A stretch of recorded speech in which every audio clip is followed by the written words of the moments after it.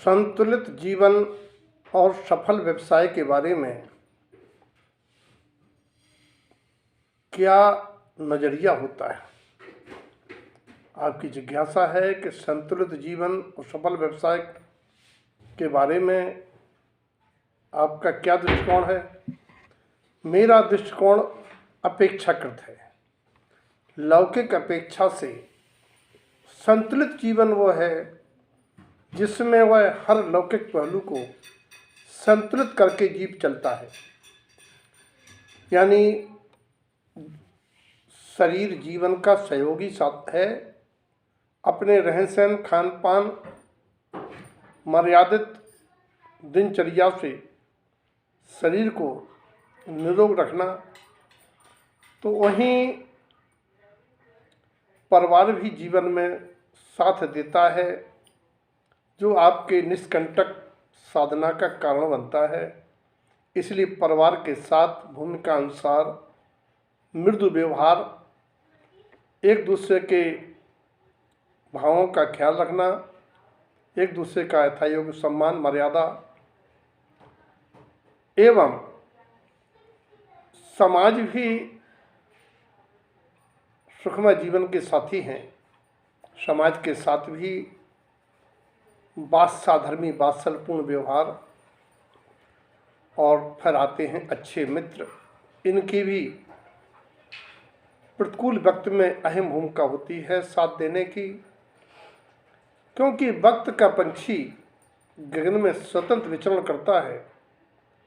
कभी पुण्य की डाल पर बैठ के वक्त अनुकूल होता है, तो कभी पाप रूपी डाल पर बैठकर वक्त हिला देता है, प्रतिकूल बन जाता है। वक्त किसी का सदाकाल एक सा नहीं रहता, ना रहा है और ना रहेगा। इसीलिए चारों पहलुओं को संतुलित करना लौकिक संतुलित जीवन है। अन्यथा परिवार आपके जीवन में बाधक बनेगा, तो परिवार बिखरेगा। बच्चों में कुछ संस्कार पड़ेंगे आपके किसी भी पहलू को नज़रअंदाज करने से, परिवार को समय न देने से, बच्चों पर नियंत्रण निगाह न रखने से। आज समाज में विधर्मी विवाह को लेकर के आमना मर्यादाओं का खंडन, बुजुर्गों की मर्यादा और सामाजिक परिवेश के साथ साथ धार्मिक परिवेश भी बिगड़ता जा रहा है। और सफल व्यवसाय उनका कहा जाता है जो पिता की संपत्ति को आगे बढ़ाए, संपत्ति की तरह पिता की इज्जत, आबरू, प्रतिष्ठा को भी आगे बढ़ाए। उनका लौकिक दृष्टि से सफलतम व्यवसाय है।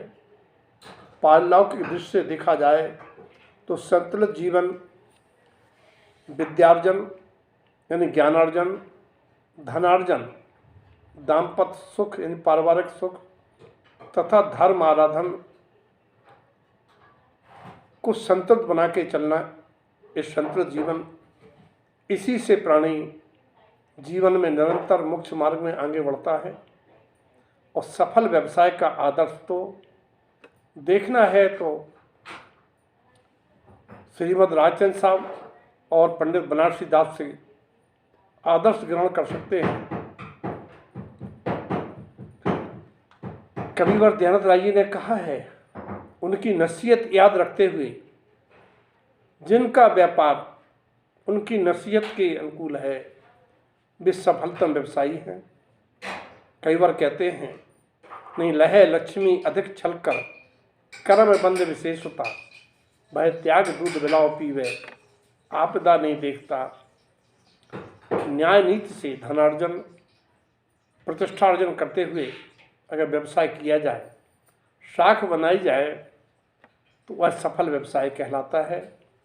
सफल व्यवसाय की परिलक्षण है अपने व्यवसाय से प्राणी मात्र में किसी का दिल न दुखे, किसी के किसी भी प्राण का घात न हो, और समाज में एक दूसरे की गर्ज हो, समाज एक दूसरे का सहयोगी बने, इस प्रकार लौकिक अपेक्षा से, पारलौकिक अपेक्षा से दोनों बातें हैं, लेकिन पारलौकिक परमार्थ अपेक्षा से सफलतम व्यवसाय का अर्थ होता है कि कर्म का व्यापार मंद पड़े, आगामी कर्मबंध अल्प हों, लौकिक आरंभ के साथ साथ देवगुरु शास्त्र के गुणानुराग का आरंभ और सम्यक दर्शन ज्ञान चरित्र रत्नत्रय का आरंभ बढ़ता है।